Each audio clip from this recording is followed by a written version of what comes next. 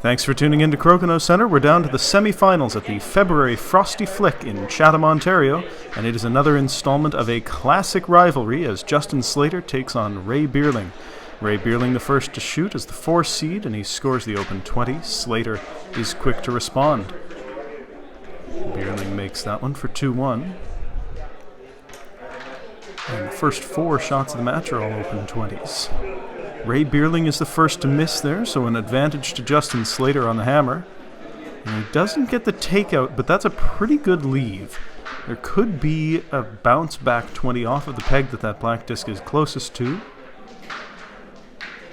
And Beerling just gets the touch 20 there. So a reasonable position for both players. Both players will have a chance here. Ray could probably hide one, and that's what he's done. There is a pretty clear gap to this one for Slater, which he hits.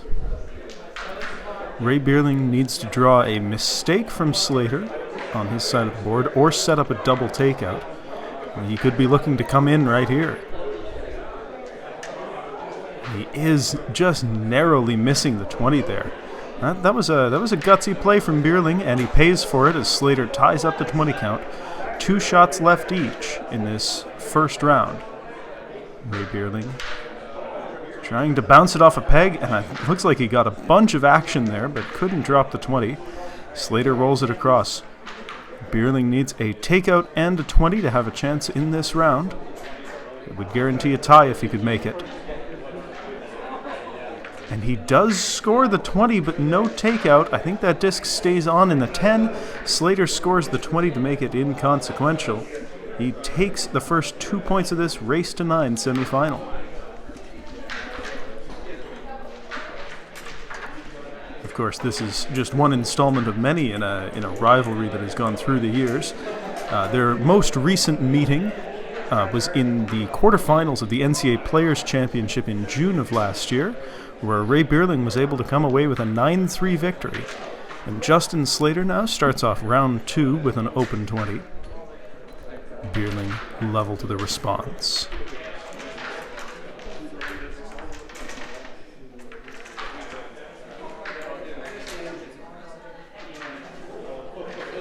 That one almost stayed up, but it went for Slater, 3-2. And Ray Beerling the first to miss. Another advantage to Slater in the early going. Oh, and if that stopped an inch short, that was a perfect rollout. As it is, it's an open chance for Ray Beerling to tie the 20 count, but he can't make it either. Slater unable to score the 20 that I think was possible there. Beerling gunning for a follow-through, and it doesn't go. Oh, Justin, that rolls too far forward. So a takeout 20 chance for Ray Beerling to tie up the 20 count. But he doesn't get it. Mistakes flying all across the board here. Slater makes a decent takeout there. And Ray Beerling not sure what he can make here. He needs a 20 and gets it. Now Slater, if he can score a 20, he'll still be in a good position, but he can't. So a double takeout chance here, perhaps. Ray Beerling. There's plenty of ways to work this into an advantageous position. Into a winning position even, excuse me. If he's sliding over to his left like this, that would suggest he's going for the ricochet 20 off of the right nose disc as we see it.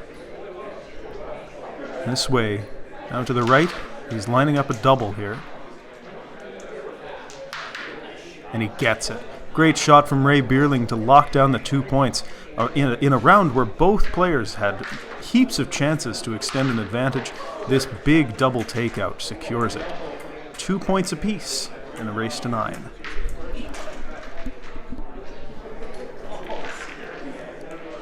Round 3 now, and Ray Beerling will kick us off.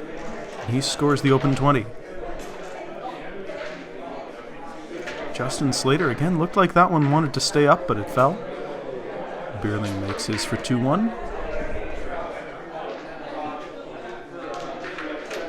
And Slater keeps the pressure on. The players have done pretty well to make the first open 20 shots of each round.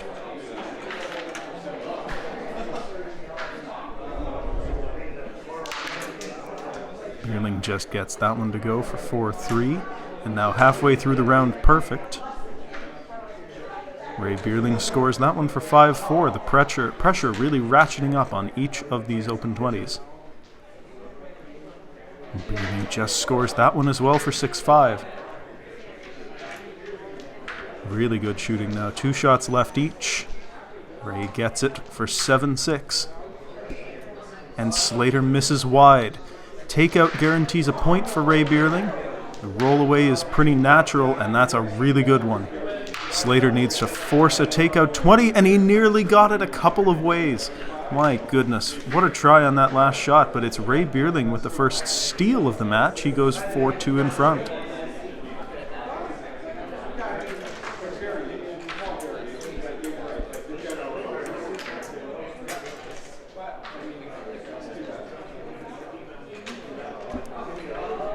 Round 4 now, with Ray Beerling leading 4 points to 2, and we have a miss on the first shot. And we'll get to see some good, honest Crokinole here. Slater pushing for the follow-through 20 immediately, and it doesn't go. And now that might force him to peel as Ray plays to his own side. It does.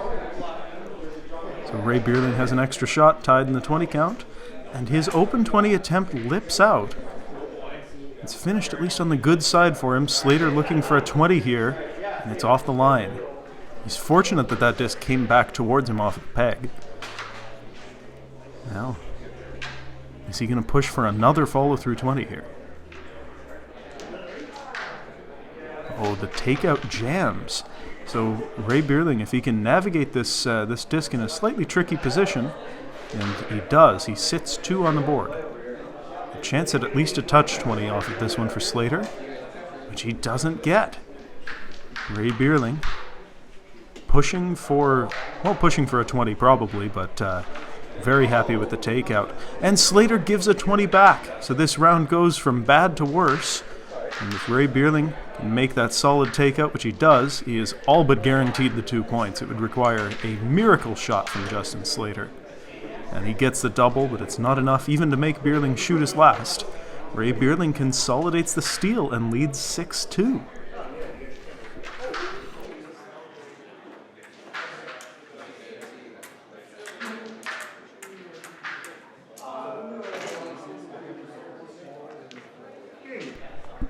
So Ray Beerling will look to extend his advantage in round 5, and Justin Slater will look to get his way back into the match, and this is a good start. Perhaps close enough for a 20, but Slater gets neither takeout nor 20, and leaves Ray Beerling an opening, a follow-through 20. What a great shot, forces Slater to peel. And it's another lead in these rounds for Ray Beerling. He scores the 20 to keep all the pressure on. Slater level to this one.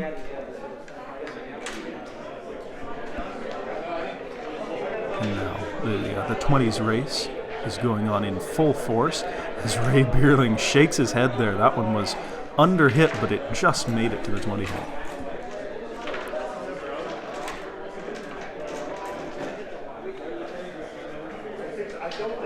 Slater misses long. The advantage just redoubling for Ray Beerling as he nearly scores that one off a peg.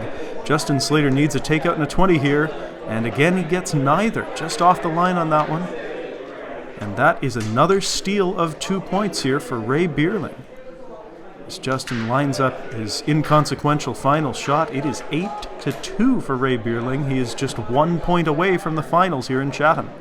And it was all enabled by that big takeout 20, that follow-through, which was only so impactful because Slater had missed his first shot as he hadn't gotten a takeout there.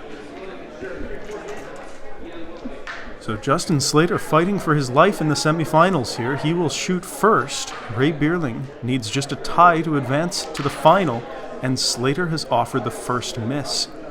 There is a touch 20 chance to be sure here. Ray Beerling going for takeout as well, doesn't get it. Now Slater, I think, looking to play with a little bit more patience here, trying to get a better setup. I can't blame him for not loving the position he's in, but that's a really good pullback. Beerling puts that one in a tricky spot. I think Slater could go for the 20 here, but he chooses not to. Ray Beerling could pull this back off a peg, and he's put this again. Slater is going to have to spend a few more shots. And that is a tough miss.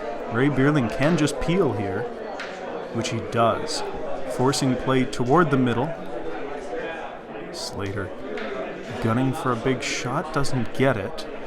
Maybe he was playing a little bit more passively with that. Beerling, from this angle, looks like he's going for a 20, and he gets it. No takeout, but it might not matter. As Slater's open 20 attempt lips out, a double takeout here perhaps. He rolls that both onto Slater's side of the board. He would need to score a miracle 20 to even force Ray Beerling to shoot. And Slater now analyzing the angles. It is very difficult. It's got to come off of at least one peg here.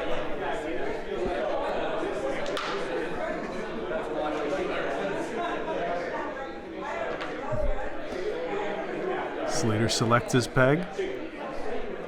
This is a must-make shot. And he catches one early.